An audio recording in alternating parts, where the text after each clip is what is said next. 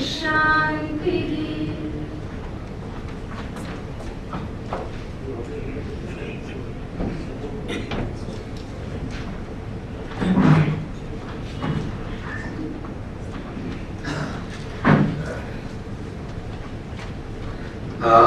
Good evening, ladies and gentlemen.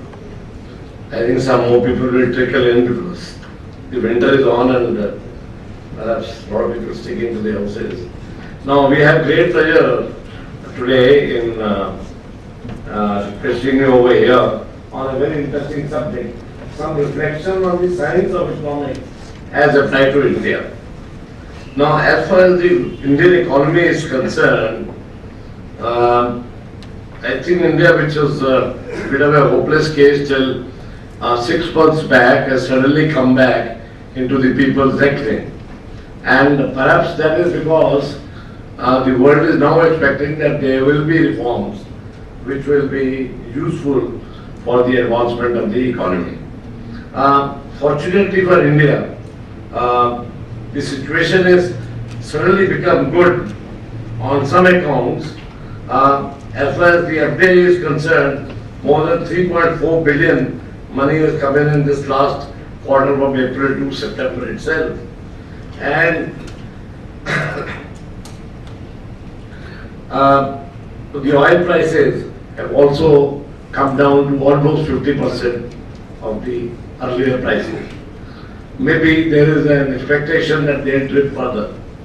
As far as the oil prices are concerned, besides the economic gain, I think another major gain which perhaps people will start looking at is that the oil countries like Saudi Arabia and all that will have less money to filter out to the terrorists.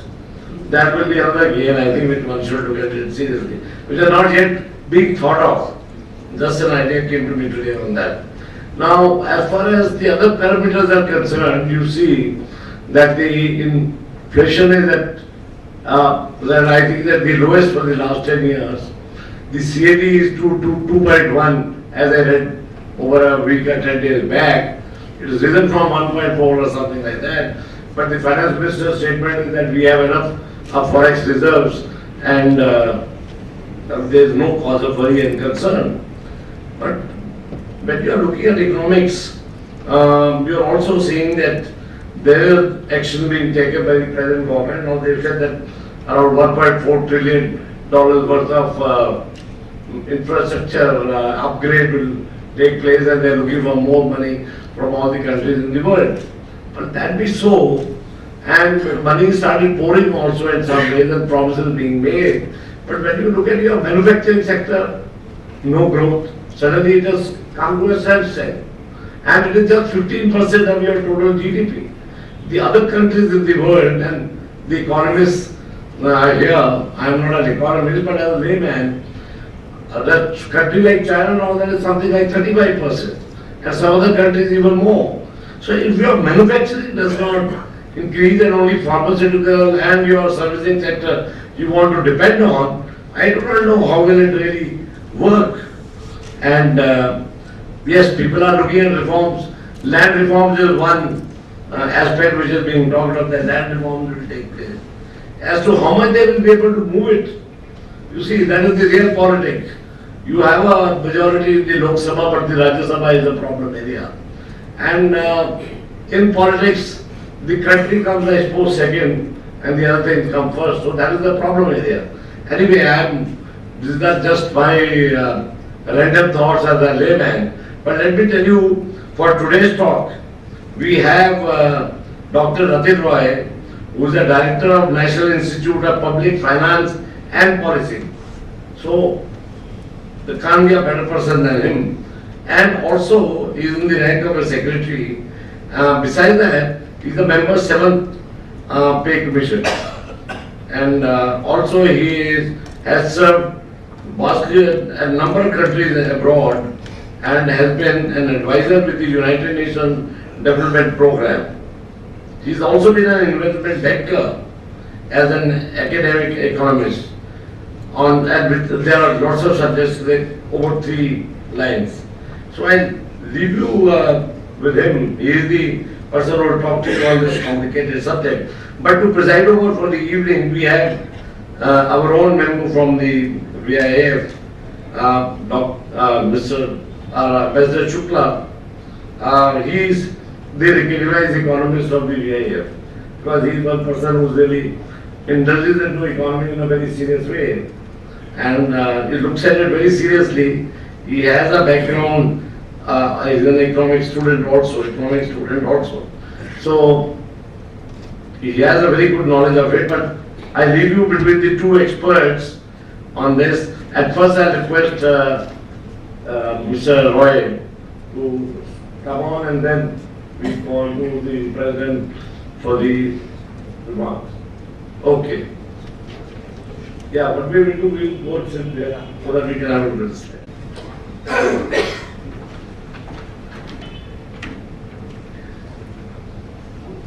General Beige, Ambassador Shukla, distinguished ladies and gentlemen.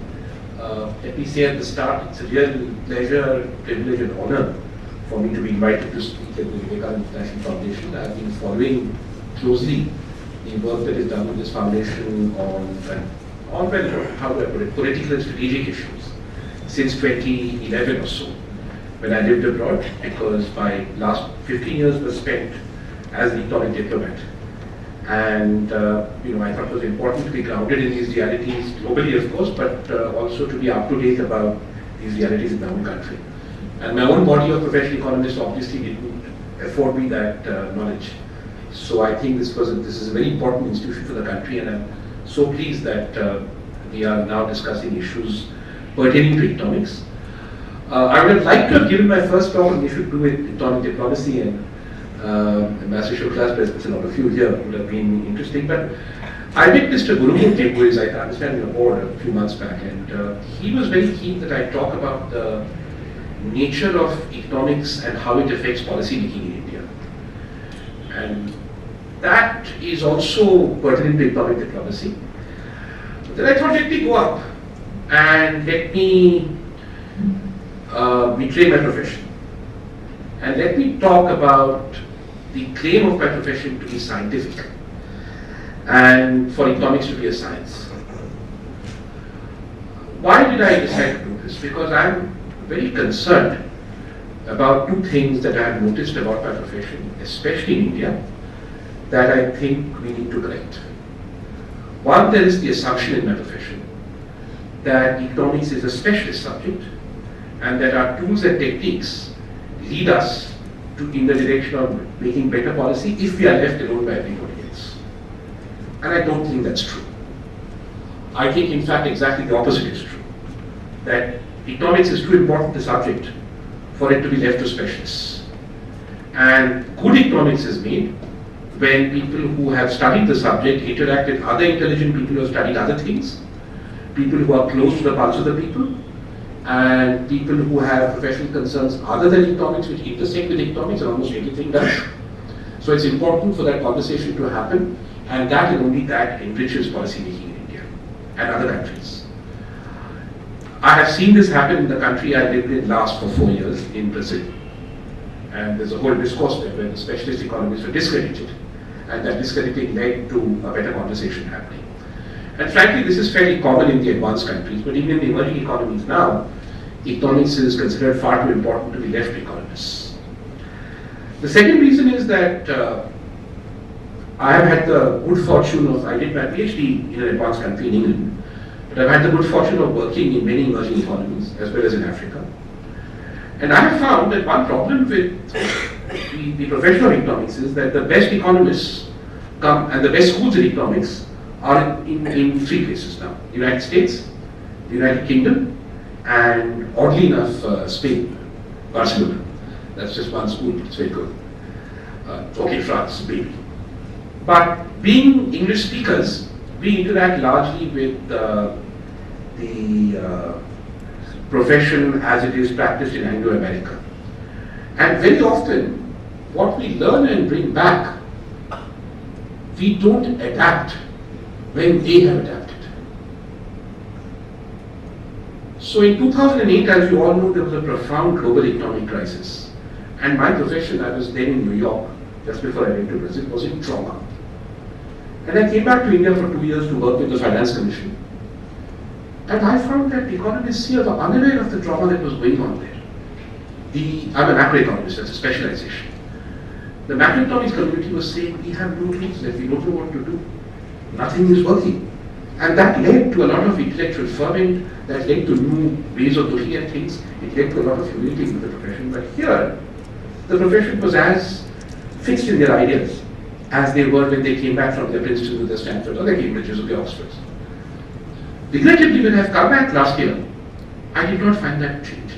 So in 5 years, that assumption, that set of assumptions continued to apply. This, I think, is deeply worrying.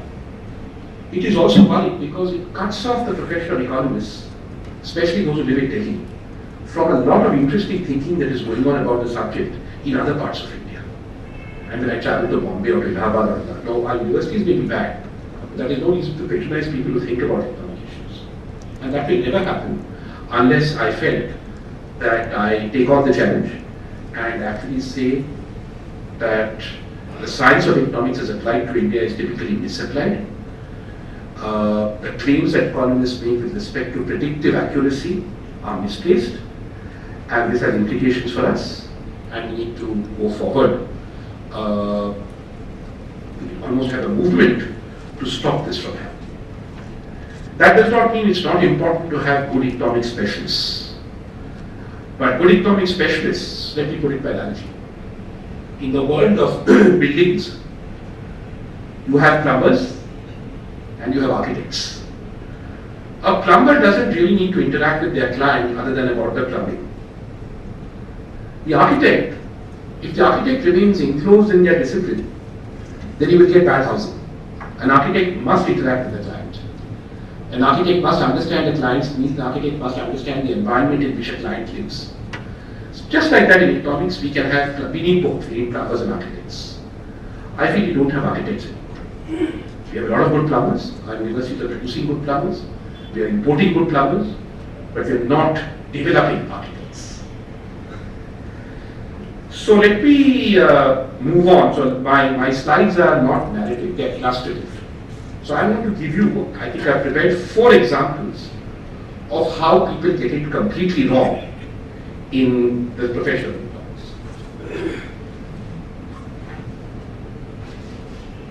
The first example I'm going to give you is something that economists discovered about 4 years ago, and it's very pertinent now, which is global, which is not Indian, which has to do with oil prices. There are approximately, I've said many ways, there are approximately 16 ways of preparing oil price forecasts, of which approximately 8 are used by people who are paid about $200,000 a year at least to produce these forecasts. And then there's a consensus forecast that is prepared by taking these forecasts together. There are other means of doing it.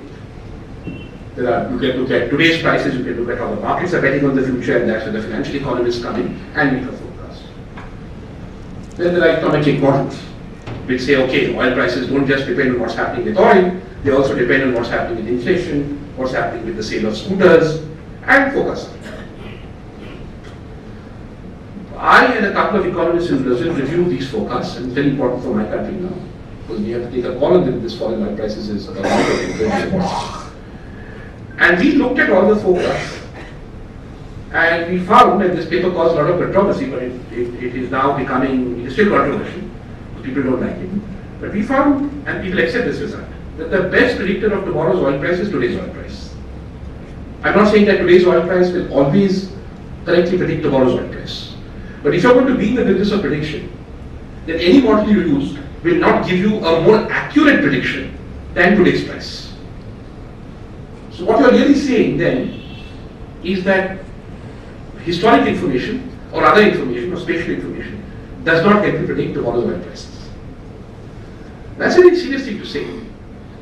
And we have known this, and the profession has sort of accepted it and said, okay, let's improve our modeling for about 5 years. But why do people make such scientific predictions or forecasts? What actually gives value to this business of forecast making in oil prices is the expectations that people form about the future when they read these forecasts. So if enough people in a rarefied set of people tell you that oil prices are going to fall to $60 a barrel, $40 a barrel tomorrow, then you will believe it and act as if they are falling to $40. If I know that my expectations are influencing you to behave in that fashion, then I can make money from that. Right? But if I tell you that I have no means of predicting the oil price forecast, then all of you who need to will use their native intelligence and decide what to do based on the current price of oil, and I cannot make money on that. That's a very important insight for why my profession is so much in demand. Why everybody needs a chief economist, but nobody needs a chief political scientist or a chief sociologist. Because the business of forecasting that we are in is something that is extremely useful to a particular set of interests. I will not call them vested interests, just interests. And those interests are interested in the way our forecasts through our prachar, through our advocacy, affect the behavior of people, of governments, of agents, and thereby, when they know that fit is happening and they understand it, they can run a business. They can help you hedge your bets, they can help advocate ways of reducing dependence on petroleum or increasing dependence depending on what's happening to forecasts. So if you're in the business of hydrocarbons, it's not good news for you that oil prices will fall. Right? I'm sorry, it's not good news for you that oil prices will rise. It's good news for you that oil prices will fall. And therefore you'll be in the business of advocating forecasts, even financing it, that tell you that. But you will not be in any business if you say, I don't know what's going to happen to oil prices tomorrow. Because then it's much more difficult. Then you have to trust everybody in this room and in this community to take a call on oil prices. Is that me? To take a call on oil prices. Put up your mic, mobile please. and move ahead. Let me first make sure I'm not guilty of practicing general. I have it, sir. So this is just one example. I thought you might be interested in knowing this, that in the world of professional economics, we know that the best predictor of tomorrow's oil prices is just today's oil prices, which means I cannot predict them. Now let me turn to our country. But the outside is important. We keep making those forecasts in mind. Alright, now there are three great institutions which make predictions about the growth rate in India. These are very important and powerful institutions, two in Washington and one in Manila. World Bank, International Monetary Fund and ADB. Their projections affect the way in which rating agencies take a view on our economy. Their projections affect the way in which foreign direct investment and foreign portfolio investment takes a view on our economy. Their projections affect the constraints under which the government of India can formulate tomorrow's economic policy. Their projections, just like oil prices, ladies and gentlemen, affect expectations and therefore affect choices that people make. How accurate are they?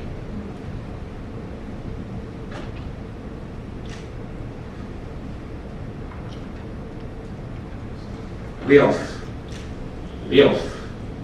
Consistently way off for the last 14 years. Underestimating our growth rate when it's high, overestimating it when it's low. Every 6 months, they come up with a projection. I've taken the averages here. And every 6 months, the Finance Ministry, the Ministry of Petroleum, the Ministry of Commerce, Moody's, Fitch, Standard & Poor, everybody is shaken by this. The view of our nation's future economic progress is, now that we are globalized, is contingent on this forecast. So it is important for me to say how good are your forecasts. Now in the economics profession, what I would do is I would talk to the country director of the World Bank or the IMF and I'd say, give me the model behind your forecasts, and he'd give it to me. And he would add, just like very white graphs, 5 health points. So he's done his professional job. But that is not my point. My point is that even after you've done your professional job, if you're getting it this wrong all the time, it impacts financial interest. And therefore I have the right to question why you're getting it so wrong. And more than that, if you're getting it so wrong all the time, why should I take you seriously? The professional economists will never do this because we belong to the same profession. So once it is explained to me that the forecast we get is within parameters and the SE is okay and these exogenous shocks happen, all sorts of garbage, not garbage, jargon, okay, is given to me. By my training, I'll say, okay, you made the best reasonable effort to get a forecast. I'll not ask the big question, which only somebody outside the profession will ask and should ask, be it a politician or a manager or anyone. Why are you getting your forecast wrong all the time? If I were a treasury manager, or in my household, if I kept, miscalculating what it costs to send my children to school, my wife will say, well, you're mad, you're unfit, I mean, give me the money and, go home.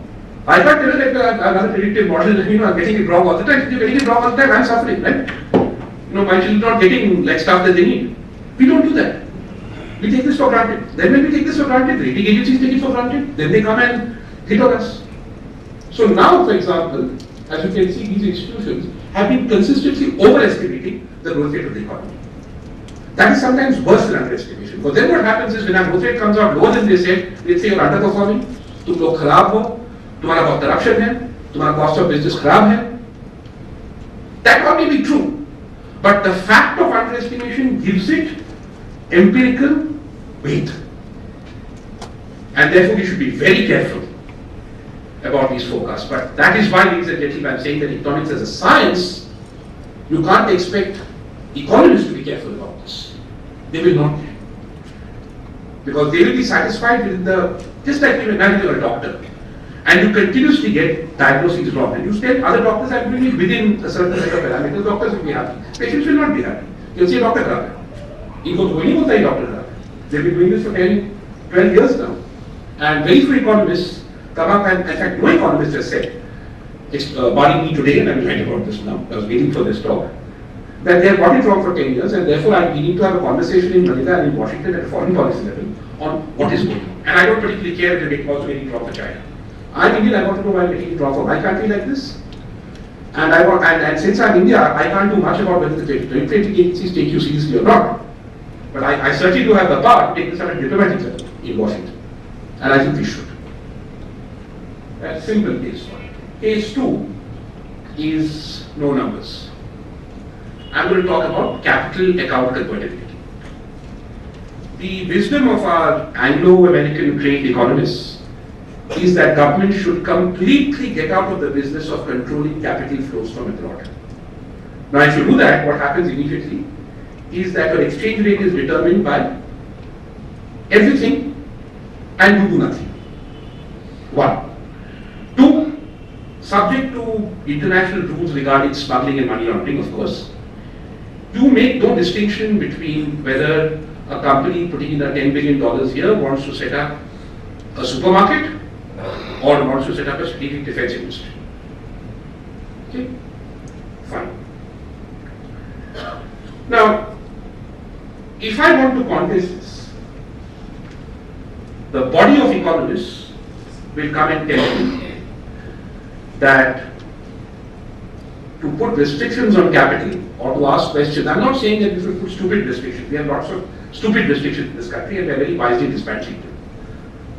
But to put no restrictions on capital or convertibility, not even to have the weaponry in your army, should the day come to deal with it, the argument that is given is that all capital flows contribute to your growth rate and the development of your country.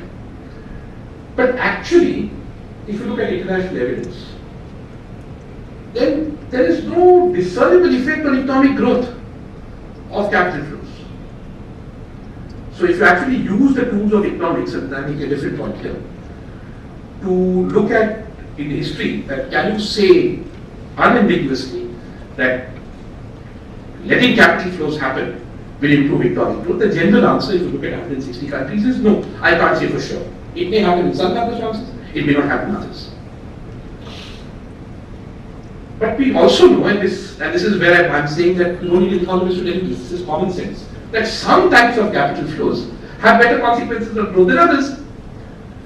Now, capital flow coming in here to open mithai shops obviously is going to have a different and lower impact on economic growth than capital flow coming in to improve our ports or other areas. That you don't need me to tell you. That you know. Anybody knows. It's common sense. Right?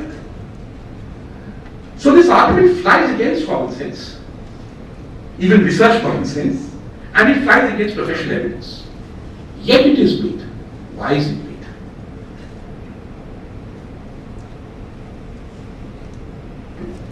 It is made because there are interests in whose interest it is to say that global wisdom in the profession of economics says thou shalt not ever have capital controls.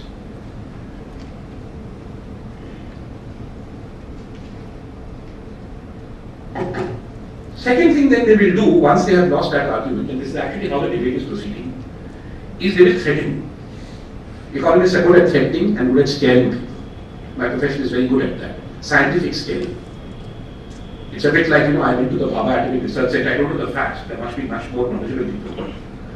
And I was worried, bhai, radiation, bataiye, kya ho raha hai? And they said, those bananas on the table, Dr. Roy, they're exuding more radiation at you than an atomic center. Now, I have no means of knowing, I now we buy bananas, I tell my wife, you mother dalo, ek kila bhalo. Because according to them, a dozen bananas gives you as much radiation as through the test reactor. I don't know the facts. But they're experts and I get scared. So I'm saying, in that sense, not right or wrong, that economists are very good at scaring. And we make our living of scaring. So then we will scare you. We will say, if you reimpose capital controls, you will damage the country's reputation of being a market-friendly economy. Your policy will lose credibility, investors will fly. Okay. If you look at this critique, inevitably when you are scaring somebody, you are assuming that the person you are scaring is stupid. And when you are scared, you act stupidly. When I am scared, I act stupidly. Right or wrong, you can make bad decisions. So look at the proposition. What they are saying is the market is completely mindless.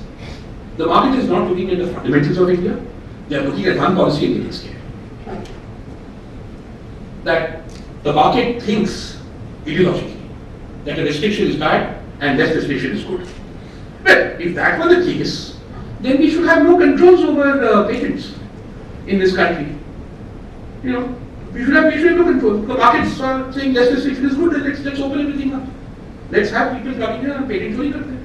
Let's do intellectual piracy. Obviously, markets are not that stupid.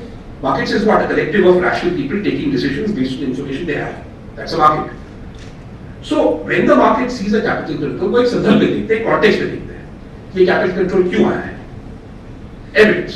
When we impose capital controls on gold imports, and we withdrew them now, nothing happened.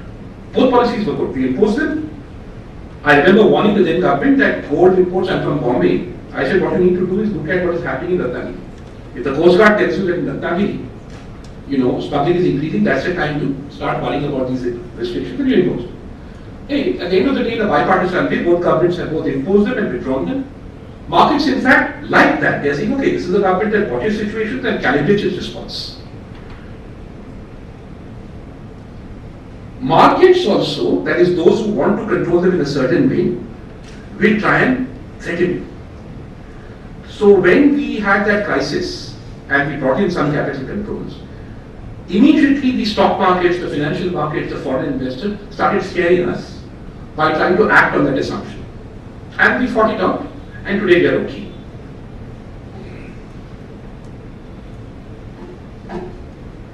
My proposition therefore is that Indian policymakers or not Indian economists should be skeptical when economists make these general propositions. They should tell them no cost. Number one, I know that the markets know. I know that there is evidence that moderating capital inflows make sense under certain circumstances, and therefore what we need is a certain level of moderate restrictions. These will not be perceived as market unfriendly, and I will go out and explain to the actors that these are not market unfriendly. That kind of conversation, which is very important, will not happen if you trust what the economist is saying as science at prima facie value. And I'll give you two examples. One is the evidence. So the other is just common sense. So if you buy my argument that people are intelligent and people constitute markets, then they are not going to get scared. And what government can do is assert that and say, no, we are confident that our policy will work, and therefore we are not going to buy your argument. It may be science, but the science is not infallible. And if it's not infallible, and also we have instruments for action. Also, We have to quote our record. We can say that Indian government has never defaulted on its repayment obligations. Indian government has never defaulted on its legal obligations, and therefore restrictions have never threatened property rights in this country. This is not Argentina or Mexico. And the markets know that, and they have a track record of that. So, I hope this has given you a flavor of the second theme of Parliament. That economists can take a general proposition. First, they'll try and say this is science. Behavior will respond. Science is okay, but people will behave in a certain way. When you say that I'm actually empowered to contest that behavior and win the battle, that's when they stop. But you have to make them stop. They will not stop on their own because nothing in our toolbox tells us not to follow our own logic. Case 3. How bad is it? Let me give you some quotes from eminent people. This is really, and these are all quotes from 2013. India behaves like a snake in a tunnel, which means our policy is volatile and unpredictable. कभी ऊपर जाता है, कभी नीचे जाता है, control नहीं है, हाथ में नहीं है हमारा. India's negative growth rate. This is what meaning India has apparently been declining as an economy, and that is a miracle that we don't do it. Indian economy has reached the bottom. This is in January.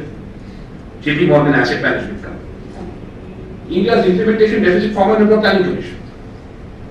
Why India is slow? Very pessimistic view of the Indian economy by the governor before he became governor. IMF latest report, India's income levels could stagnate. All bad news, you've heard this. Now India, as Dennis was saying, now sentiments are picking up somewhat. But I tell you why they're picking up. Because the markets know what our economic pessimists here do not know. That actually, if you look at the rest of the world, India is in pretty good shape. But that the business standard will never tell you when they talk about India. So the third thing economists do is taking their context and very good at this, just like lawyers, we use evidence selectively. This evidence you would not read in our papers. Turkey, blue-eyed boy, once point back. Absolutely chaotic at the moment, huge current account deficit, CAD of 7%. You know, sweep, CAD of 7%, 2% growth, completely decimated stock market. Russia, less said the better. Everyone knows the Russia expert is here, I'm not going to go beyond. Brazil, bigger current account deficit than us, complete growth for us, 6% to 1 or 2%. Plunging currency and stock market fundamentals. All this, despite being commodity rich. We are not commodity rich. Russia and Indonesia are. Indonesia, current account is in a mess, inflation is going up and down, tightening by the central bank. Corruption problem, talk about India. We have a corruption problem, I'm not denying that. But try one day reading about Turkey, Russia, Brazil, China. If you are going to be an international investor and look at relative corruption, I wouldn't be saying that India stands out.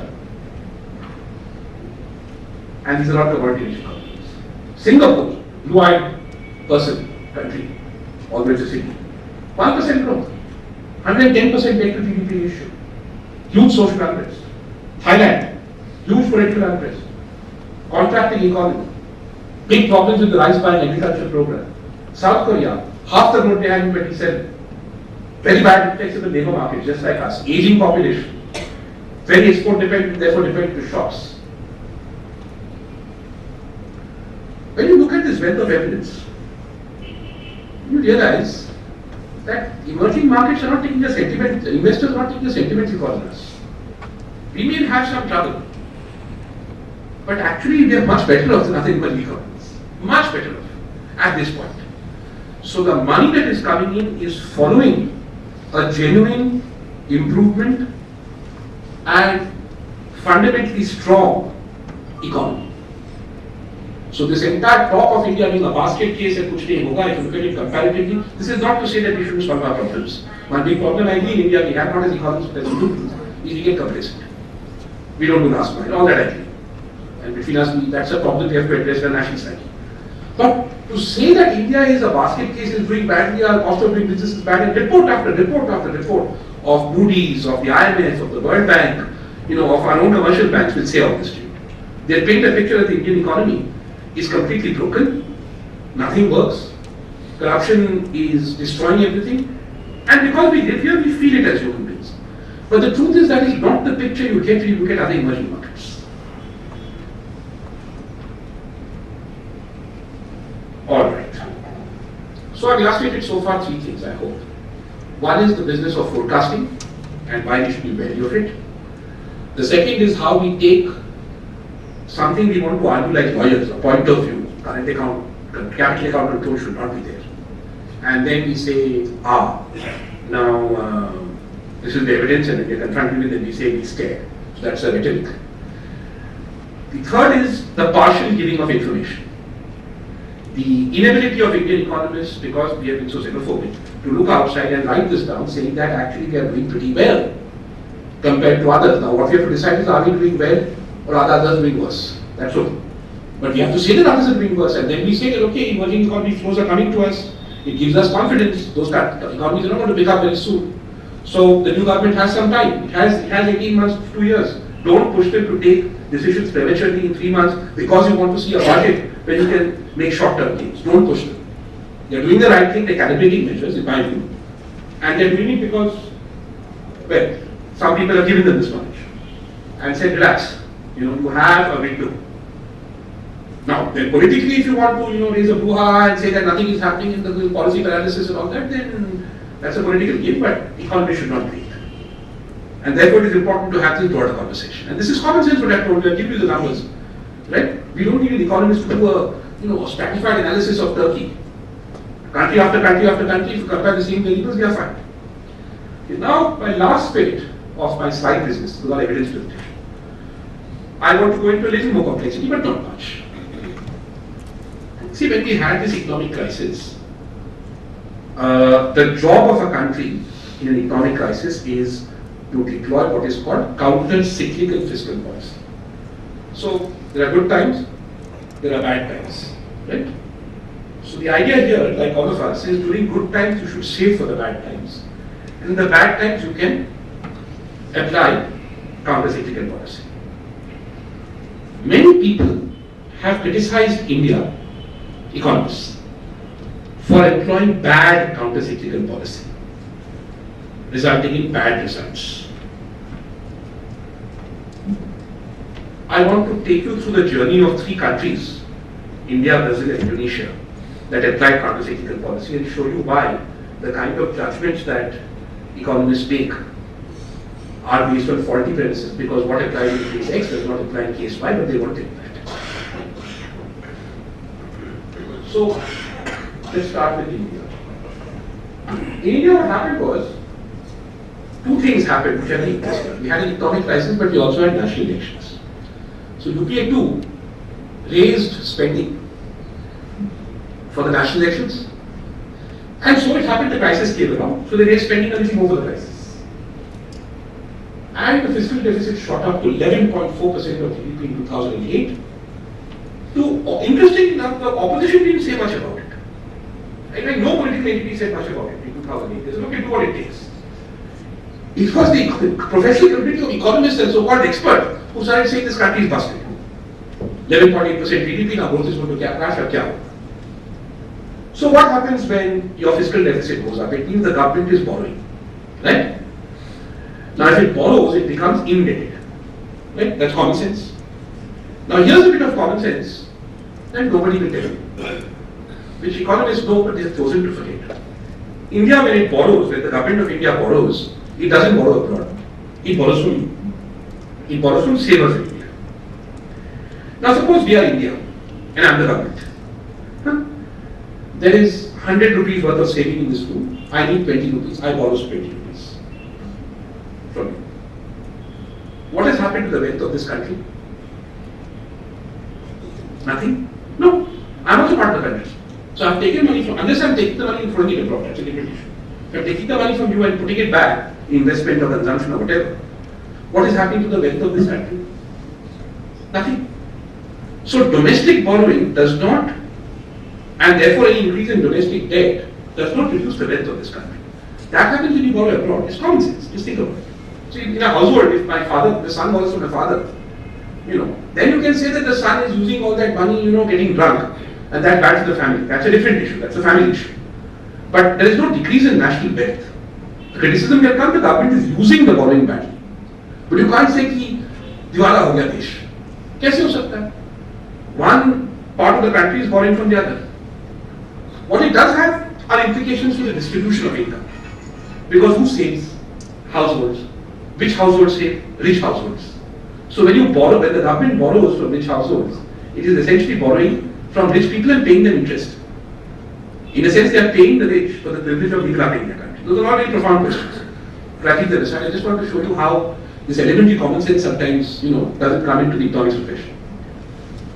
All that has been written about as early as 1948, but everyone ignores it now. So the parametrics they employ, whether the country is indebted or not, they don't distinguish between domestic and foreign borrowing.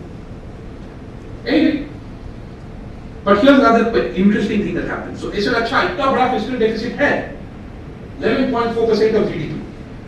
So government, if it was 5% of GDP, earlier then it went up 11.4, it means government has borrowed 6.4% of GDP. So debt would have gone up. Fine. But actually what happened was, this is the puzzle, from 2008 to 2011, first 3 years of the crisis, our debt GDP ratio went down. सोचिए इसके बारे में कैसे हो सकता है?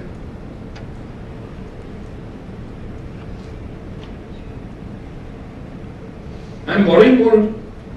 My debt stock is going up, but my debt GDP ratio is going down. It means obviously that my GDP. No, I wish.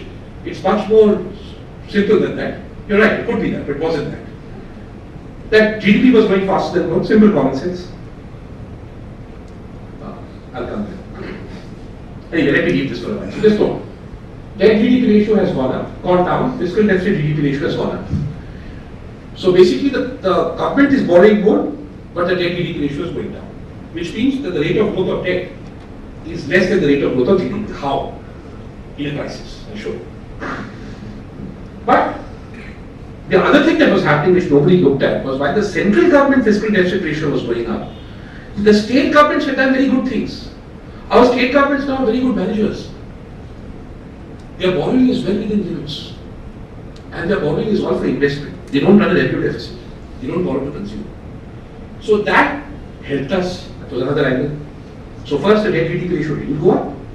And the state government performances had been improving consistently. So that provided insurance. What happened was, and this is something people often forget, the IMF uses debt GDP ratio like some kind of borderline measure. See, debt is measured in nominal terms, always, net of inflation. So if your debt, but your GDP is also measured nominal terms. So आज अगर मेरा debt जैसे 100 है, मैंने आपसे 10 बोरो किया, मेरा debt 100 है, मेरा GDP 1000 है, मैंने आपसे 100 बोरो किया, मेरा debt 110 हो गया, मेरा GDP 1000 है, my debt GDP ratio should go up. But if inflation is 12%, then my GDP value will go from 100 to 112. मेरा debt तो वही रहेगा, पैसा तो पैसा है. So my debt goes from 100 to 110, my GDP goes up from 110 to 112, my debt GDP ratio goes down. It's a faulty indicator, there's no science in it. But for 40 years, the IMF has been telling us, reduce your debt GDP ratio. अरे ये तो मैं ऐसे कर सकता हूँ, I can go on increasing inflation faster than that and meet your international parameters. So I'll repeat that, that's very important. मेरा उधार अभी 0 है और मेरा GDP 100 है, मेरा income. You should not, because debt is a stock and GDP is a flow. You got it? Yeah, exactly. And you're dividing a stock by a flow, which is ridiculous. Basic index are wrong. Absolutely, the basic index is wrong. Couldn't agree with you more. But for 40 years we've been using it. No economist in this country has suggested to the government of India that we stop using it, then they scare you saying you're off international standard. Absolutely. I'm so glad you said that. Your index is fundamentally flawed. But nobody will see it. Nobody will see it because it is part of the toolbox of economists. So like plumbers, they'll go on mechanically applying debt GDP ratio. फिर ये होता है, क्या हुआ साहब मुझे नहीं मालूम. So then obviously the government of the day UPA decide अच्छा आप खर्चा करो यार, अभी inflation हो रहा है तो मजा है सबके लिए. Lower it. You are comparing uncomparables. You're comparing apples and oranges. You're comparing the flow with the stock. You shouldn't be doing that. So, but because this was hardwired into our FRBM in this country, the government of India started going on, and you know what happened. Spree. And of course, as I said, the ratio of external debt to total debt in India is almost zero. Public. So it doesn't matter. It's only distribution. All right. So it was not what the economists said will affect our macroeconomic fundamentals for the reason you mentioned. It was not debt sustainability. What basically happened was that the government failed to spend its money properly.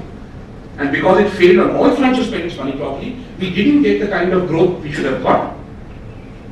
That's a separate issue. The government messed up. But what the international institutions are telling us is, you have done such a high fiscal deficit, you are getting indebted. They gave the wrong advice and it led to adverse behavior on part of the last UPA government. They said, okay, this is a good scam. Let's have lots of inflation and we keep increasing the fiscal deficit. And that has come because the science of economics so-called was misapplied. No Indian economist pointed this out. And the country suffered, I think we were put back 3 years before, because the whole UPA then went out of control from that time. Now if you look at Indonesia, this is a totally different thing. So Indonesia did not have a big fiscal deficit. They did not have that. So what they did was, when they had the crisis, they decided to increase the deficit, 2/3 of it by reducing taxes, 1/3 of it by increasing spending.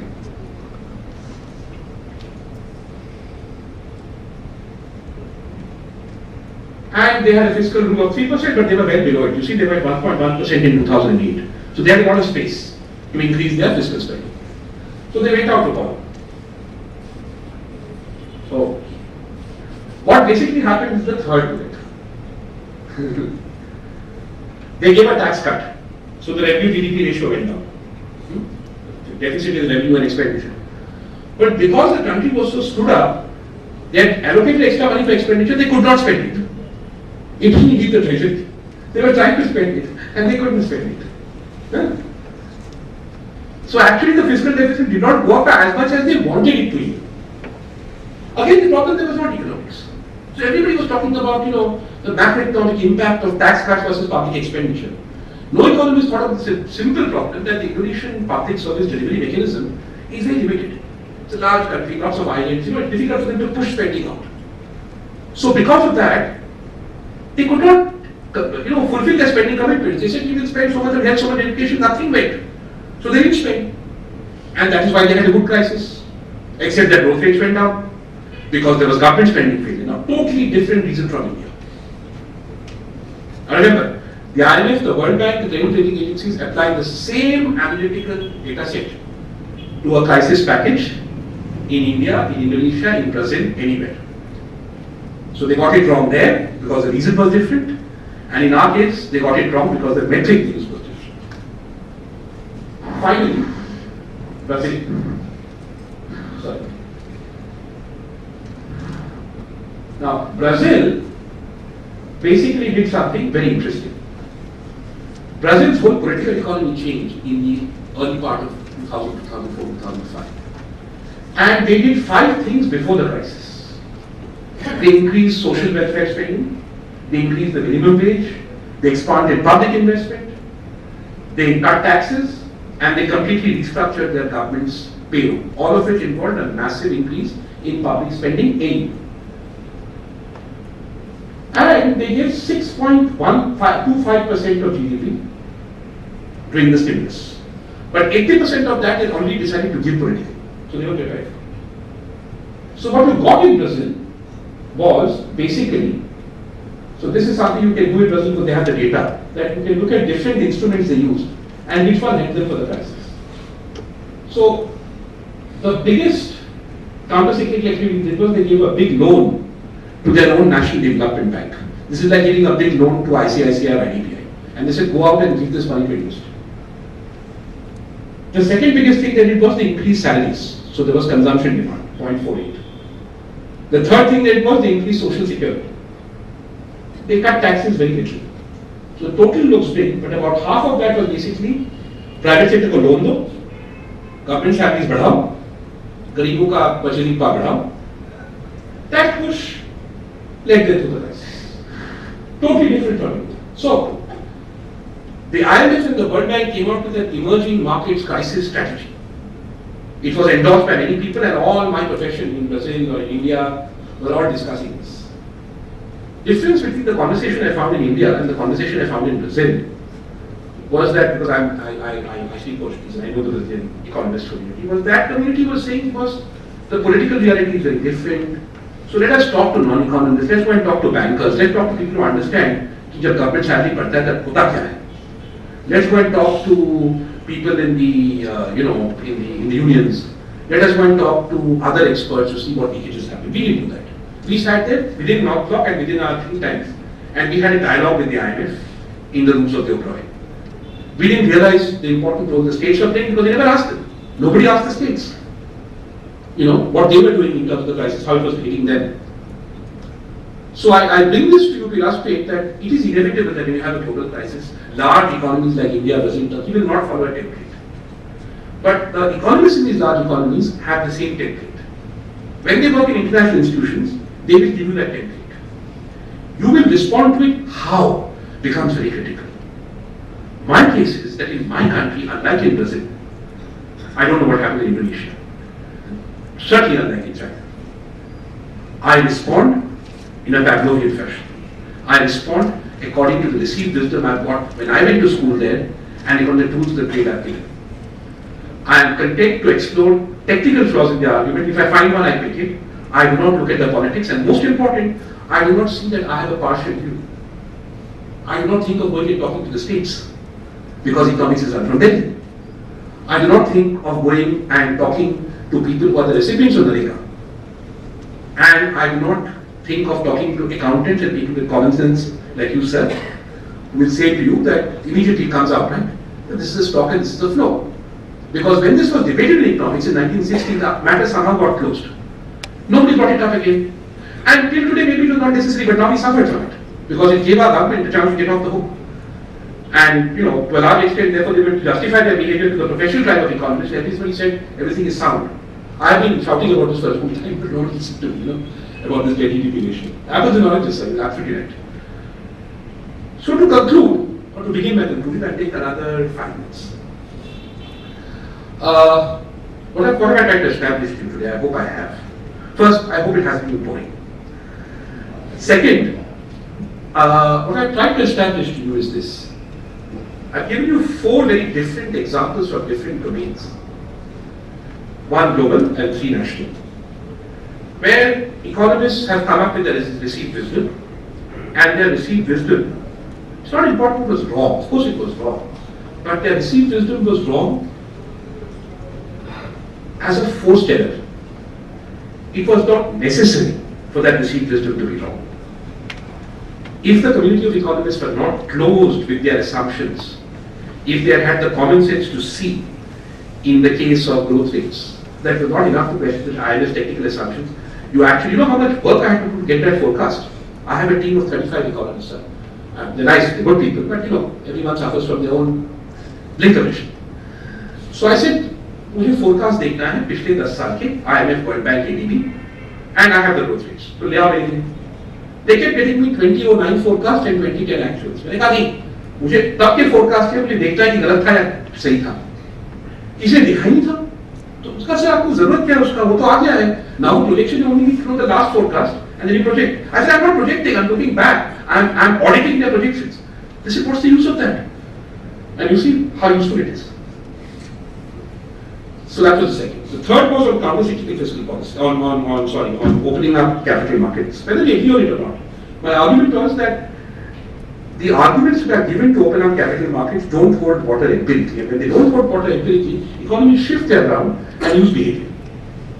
So we have to be watchful about that, because behavior is not something that economists have monopoly over. We have to be talking to the wider society to understand behavior better. We can't sit there and postulate how people are going to behave. And when we do that, we make policy errors and we become underconfident, and it reduces our ability to make national policy in a truly national way.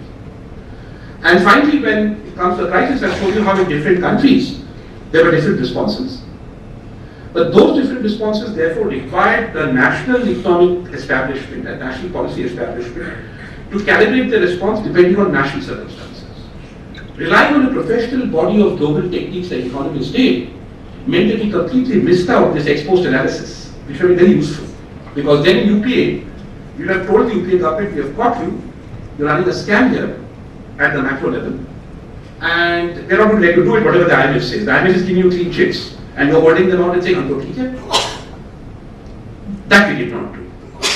And we have only ourselves to blame for it. I speak of my profession in that sense. Because if we had consulted more widely, if we had gone to the States, if we had thought in a commonsensical way, we would not be where we are. Therefore, I think the time has come for the profession of economics to take itself less seriously as a science and to understand it is a science, yes, but a science of common sense. One. Two, I hope to have established to you that the plumbing very often doesn't help you understand the architecture. And therefore, the fact that we share a shared training in plumbing doesn't mean that we share the same architectural vision. That vision comes one step up. And it is that vision we should service as economists and not use our plumbing to dominate or discredit certain types of visions which may appear innovative but outside the mainstream of the economic profession. So regular phrase that economists use amongst themselves. And finally, looking to the future, I'm quite optimistic because the disestablishment of the Planning Commission and the Prime Minister's Economic Advisory Council has meant that two sinks of this attitude of economics as science have disappeared. And that puts up all of the profession to be more adventurous in my view and more independent. I'm finding the opposite is happening. And now I'm not going to be liked for this is being recorded. I'm finding that my professional community, look, I'm not blaming them. I've just come back a year and a half ago. I have worked in emerging economies. This is not true for 90% of economists in this country. If they have worked abroad, they work in England and America. They have not worked in Brazil, China, Indonesia, Egypt, Cameroon. So they are like chickens in the headlights. Because suddenly their political parameters have gone. And when I say go out and work in the States or go and talk to Bombay more carefully, they're not able to understand why. So we have a crisis in the profession today in India, and I want to share that with you, but that crisis could be an opportunity. And what I will endeavor to do with your help is make sure that the opportunity is seized, and what I intend doing over the next year is to try and make sure that the important economic conversations we need to have become wider conversations, broader conversations, with public policy intellectuals, with civil society at large, and outside Delhi conversations. I get the feeling I'm a bipartisan, non-technical guy, like sitting in the research institute, that this government would not be too unhappy with that endeavor, and that is encouraging. But most important, I seek all your cooperation to help me make this happen. I think it's very important for our country. Thank you. Certainly a speech presentation that would challenge all of us to think afresh, go back to the basics that we learned in school.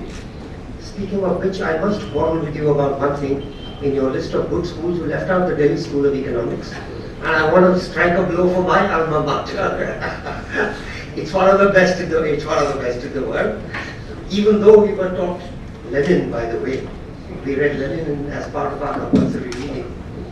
But I think times are changing. Now, I think Dr. Roy has himself given a very good summary of what he wanted to convey.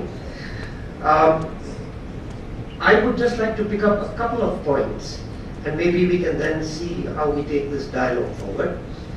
The first, I think, is the very important point, which I've also been wrestling with.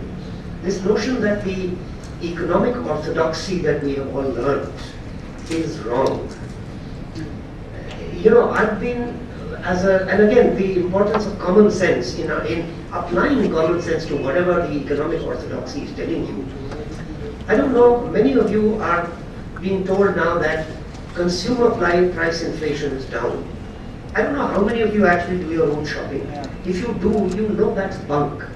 And the reason is that the baskets are completely fake. And above all, I think a very serious flaw is that in our inflation reckoning, we just don't look at asset prices. And therefore you have a situation where you have asset bubbles building up, and every central bank saying, oh, inflation's fine, inflation's under control, until the whole thing goes bust.